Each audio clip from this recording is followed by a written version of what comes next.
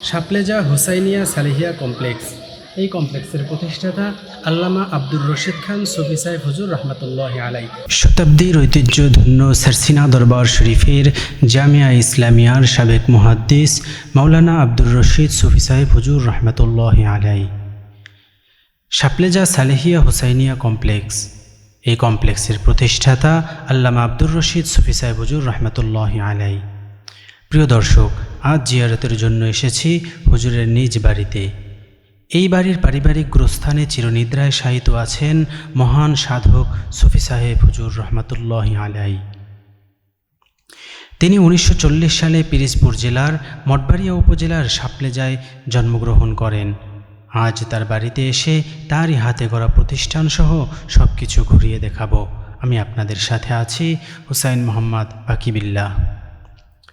মহান এই সাধক সারসিনা মাদ্রাসার কামিল পর্যন্ত অধ্যয়ন করে সেখানেই 1965 সালে মুহাদ্দিস হিসাবে যোগদান করেন। সুদীর্ঘ 56 বছর তিনি সারসিনায় খেদমত করেন এবং মৃত্যুর পূর্ব পর্যন্ত সারসিনা দরবার শরীফের মসজিদের ইমাম ও খতিব হিসাবে অধিষ্ঠিত ছিলেন।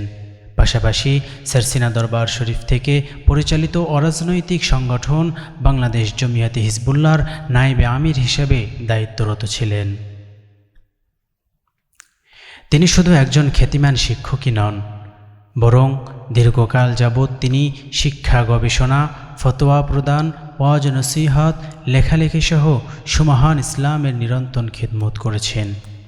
দেশ বিদেশে রয়েছে তার অসংখ্য খ্যাতিমান ছাত্র। মহান এই সাধকের সংক্ষিপ্ত জীবন ও খেদমত সম্পর্কে শুনব তারই ছোট ছেলে মাওলানা মোহাম্মদ সানাউল্লাহ খান সাহেবের কাছ থেকে।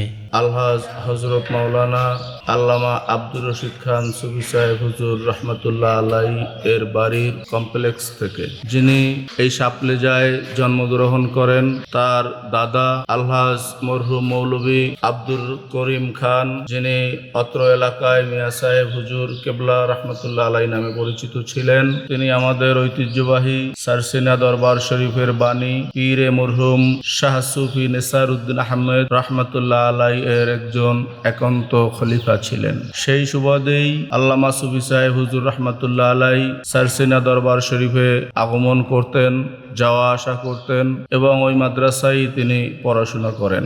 বিভিন্ন ক্লাসে কৃতিত্বের সাথে সাফল্য অর্জন করেন এবং ওই মাদ্রাসায় তিনি শিক্ষকতার দায়িত্ব পালন করেন। পর্যায়ক্রমে সারসিনা দারুস সুন্নাত কামেল মাদ্রাসার হেড মুহাদ্দিস হিসেবে দায়িত্ব পালন করেছিলেন। এই অবস্থাতেই তিনি অবসর গ্রহণ করেন। এর মধ্যে সারসিনা দরবার শরীফের দাদা হুজুর শাহ সুফি আবু জাফর মোহাম্মদ সালেহ সাহেব রহমতুল্লাহ আলাই তাকে অত্যন্ত স্নেহ করতেন এবং তরিকার তালিম তরবিয়াত দিতেন। তার দাদা জানের মতো সুফি সাহেব হুজুর রহমতুল্লাহ আলাইও মরহুম পীর সাহেব কেবলা রহমতুল্লাহ আলাই একান্ত একজন খলিফা স্নেহভাজন লোক ছিলেন। আজকের আপনারা এই ভিডিওর মাধ্যমে সেই মহান ব্যক্তিত্ব, ঐতিহ্যবাহী সারসিনা দারুস সুন্নাত আলিয়া মাদ্রাসার উস্তাজুল আসাতেজা আল্লামা আব্দুর রশিদ খান সুফি সাহেব হুজুর রহমতুল্লাহ আলাইর প্রতিষ্ঠিত শাপলেজা সালেহিয়া হুসাইনিয়া কমপ্লেক্সের বিভিন্ন স্থাপনা দেখতেছেন। হুজুর তার জীবনের নিরলস প্রচেষ্টা এবং অক্লান্ত পরিশ্রমের মাধ্যমে এখানে শাপলেজা সালেহিয়া হুসাইনিয়া হাফিজি মাদ্রাসা নামে একটি প্রতিষ্ঠান করেছেন এবং নেসারিয়া শিশু সদন এতিমখানা করেছেন। এখানে শাপলেজা নেসারিয়া সিনিয়র মাদ্রাসা নামে আলেম পর্যন্ত একটি মাদ্রাসা রয়েছে এবং আরো বিভিন্ন দ্বীনি শিক্ষামূলক ব্যবস্থা এখানে করা হয়েছে। এখানে প্রতি বছর 2 বার ইসালে সব মাহফিল অনুষ্ঠিত হয়। 13, 14 ও 15 ফাল্গুন এই মাহফিলের নির্ধারিত তারিখ এবং হযরত মিয়া সাহেব হুজুর রহমতুল্লাহ আলাইহির ইন্তেকাল বার্ষিকী উপলক্ষে 6 জ্যৈষ্ঠ প্রতি বছর এখানে একটি মাহফিল অনুষ্ঠিত হয়। তাছাড়া প্রতি বাংলা মাসের 15 তারিখ পীরে মরহুম শাহ আবু জাফর মোহাম্মদ সালেহ রহমতুল্লাহ আলাইহির নির্ধারিত তারিখ অনুযায়ী প্রতি বাংলা মাসের 15 তারিখে এখানে মাসিক তালিমি জলসা অনুষ্ঠিত হয়। আল্লাহ পাকের দরবারে আমরা লাখো কোটি শুকরিয়া আদায় করছি যে ইতিমধ্যেই এই মাদ্রাসা থেকে হাজার হাজার তালিবুল ইলম শিক্ষা অর্জন করে বাংলাদেশের বিভিন্ন জায়গায় তারা বিভিন্নভাবে দ্বীন ইসলামের খেদমতের আঞ্জাম দিচ্ছেন। এবং এখানের হাফিজি মাদ্রাসা থেকে কোমলমতি নিষ্পাপ মাসুম ছোট্ট ছোট্ট শিশুরা এখানে কোরআন শরীফ মুখস্থ করেন, হেফজ করেন। অনেক ছেলে এখান থেকে দেস্তারবন্দি হয়ে বিভিন্ন জায়গায় তারা আল কোরআনের আলো ছড়াচ্ছে। দেশবাসীর কাছে আমি দোয়া চাই, আপনারা সকলে দোয়া করবেন যেন আল্লাহর ওলিদের প্রতিষ্ঠিত এই কমপ্লেক্স আল্লাহ রাব্বুল আলামিন বেদাত মুক্ত রেখে সুন্নাত তরিকা অনুযায়ী ইখলাসের সাথে কিয়ামত পর্যন্ত জারি রাখেন।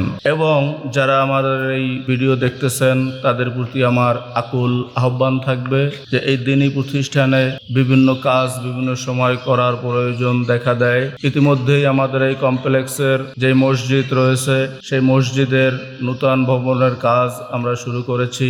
একতলার ছাদ দেওয়া হয়েছে। অনেক বিত্তবান রয়েছেন, দানশীল রয়েছেন।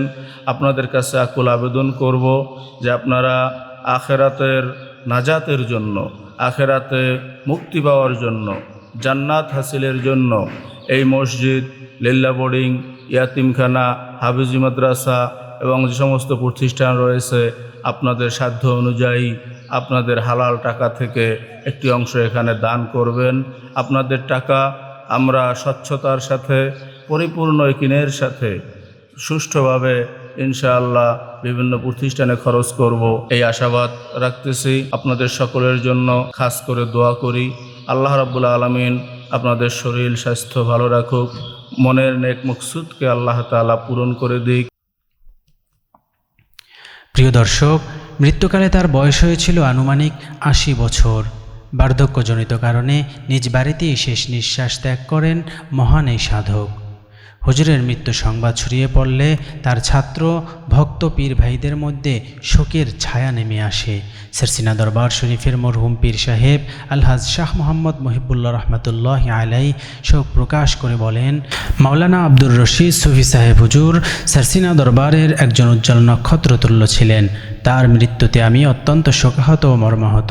তার মৃত্যুতে দরবার শরীফের একটি অপূরণীয় ক্ষতি হলো, যা কোনোদিন পূরণ হবার মতো নয়। তিনি আমার উস্তাদও ছিলেন।